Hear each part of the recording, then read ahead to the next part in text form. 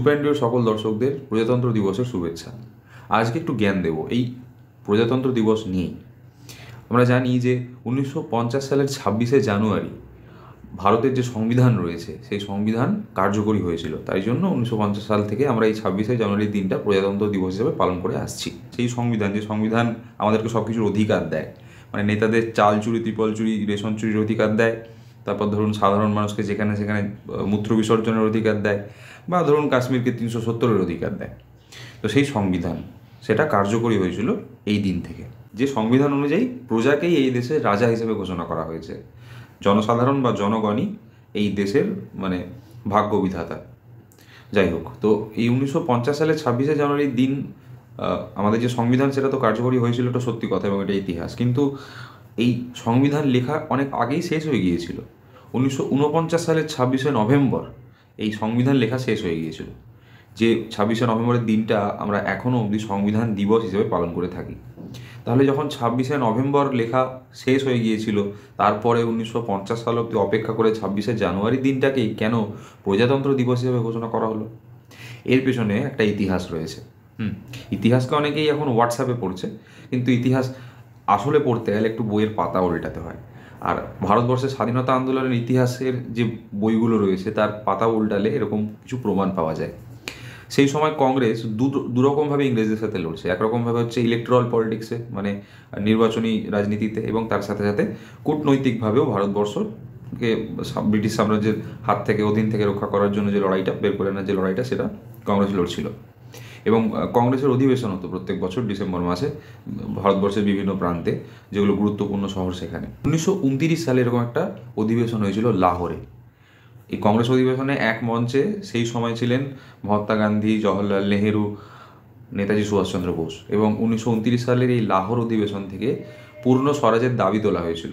পূর্ণ স্বরাজ অর্থাৎ আমরা ইংরেজদের কোনো ধরনের সাম্রাজ্যের আন্ডারেই থাকতে চাই না, আমরা তার মানে স্বায়ত্তশাসনও সহ্য করব না, আমরা তার মালিকানাও সহ্য করব না, বা কিং জর্জ আমাদের রাজা থাকবে না, ডোমিনিয়ন স্টেট আমরা চাই, অর্থাৎ পূর্ণ স্বরাজের দাবি তোলা হয়েছিল।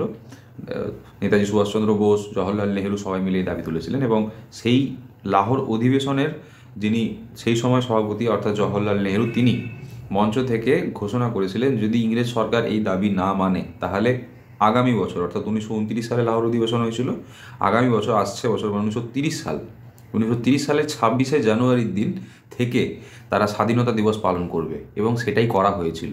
1930 সালের 26শে জানুয়ারি জাতীয় পতাকা উত্তোলন করা হয়েছিল।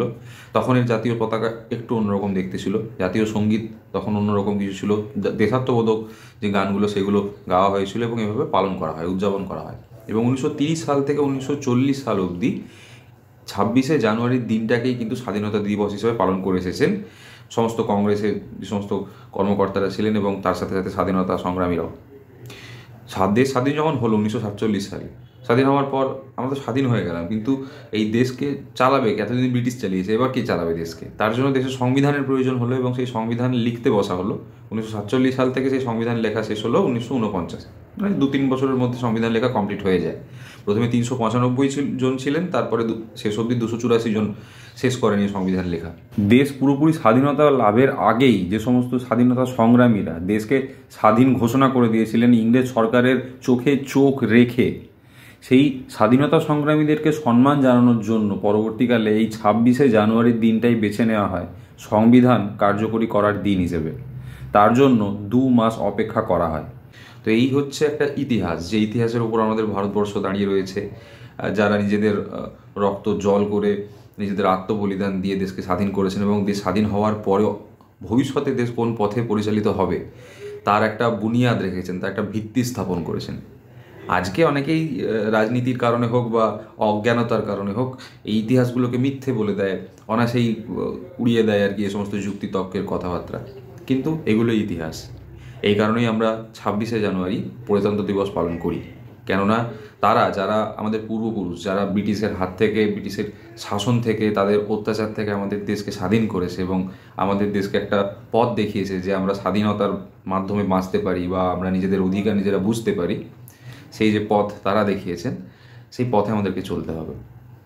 তাই সবাইকে এই প্রজাতন্ত্র দিবসে আরও একবার শুভেচ্ছা জানিয়ে একটি অনুরোধ রইল যে নিজেদের যে অধিকারগুলো আপনাদের রয়েছে, যে অধিকারগুলো আমরা আমাদের যে পূর্বপুরুষ তারা যারা দিয়ে গেছেন অধিকারগুলো, সেগুলো ভুলে গেলে চলবে না।